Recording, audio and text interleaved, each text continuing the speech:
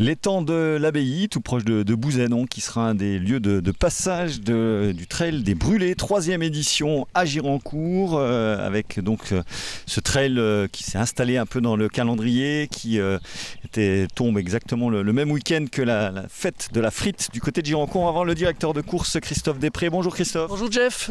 Alors, bonjour Nicolas.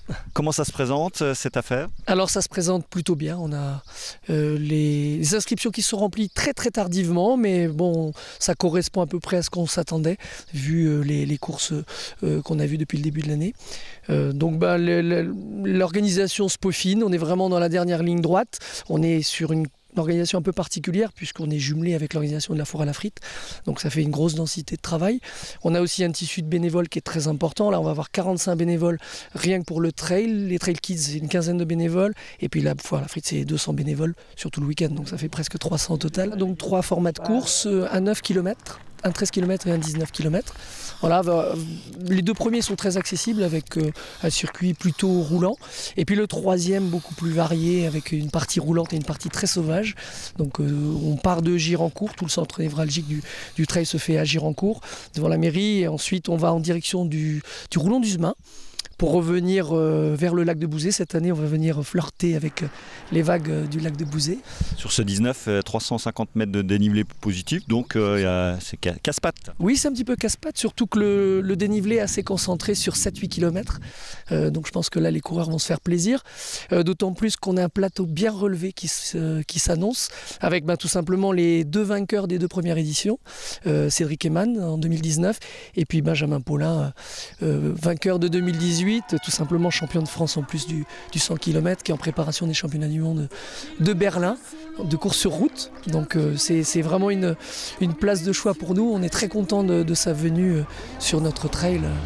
Voilà, dans le cadre de sa préparation. Ouais, c'est un joli plateau effectivement, avec des habitudes, on le voit au niveau des inscriptions, que les organisateurs doivent désormais bien prendre en considération.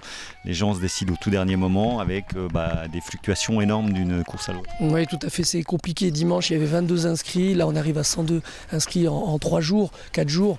Donc bon, c'est rassurant, mais on s'inquiétait puisqu'on avait quasiment plus de bénévoles que de coureurs. Donc quand on doit préparer une course, dans les derniers moments, on doit prévoir tout ce qui est ravitaillement, donc c'est difficile de se positionner, quoi. Et c'est vrai que c'est la tendance actuelle des courses, des petites courses, on va dire. Les grosses courses ne souffrent pas trop de ce manque de participants, quoi.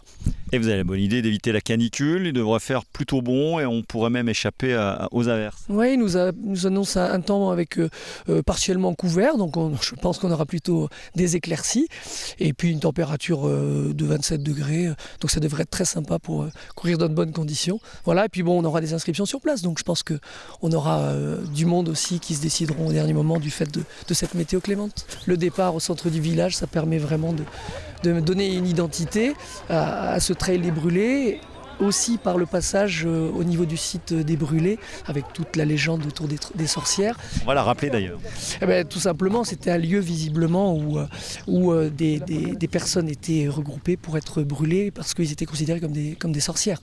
Donc c'est pour ça que ce lieu s'est appelé le site des Brûlés. Et ça sera le site des courses kids qu'on a testé en 2019 et qu'on a reconduit cette année parce que ça fait vraiment un endroit protégé déjà en cas de canicule. Ce sera dans l'après-midi, on va rappeler les horaires, l'après-midi les courses kids et puis à partir de 18h les 3 courses. Voilà, les courses kids à partir de 15h et puis donc les courses adultes à partir de 18h. Premier départ de la course la plus longue, le 19 km.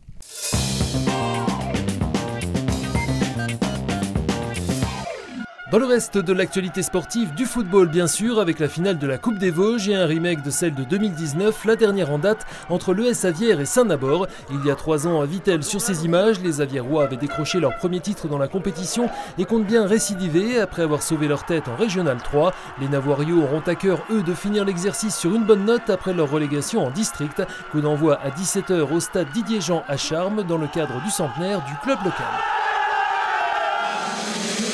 Dernier tour de piste ce week-end sur le terrain de motocross de Champ-le-Duc à côté de Bruyères. Les bénévoles du motoclub de Saint-Dié devront en effet quitter le site du Sécampien qu'ils occupent depuis près de 40 ans après l'organisation de cette dernière compétition, le championnat Alsace-Lorraine. Essai libre samedi de 13h à 15h, puis compétition de 15h30 à 18h30 avec courses féminines, motos anciennes, 450 et 250 cm3, quad. Suite le lendemain avec les catégories 50 à 125 et les sidecar cross.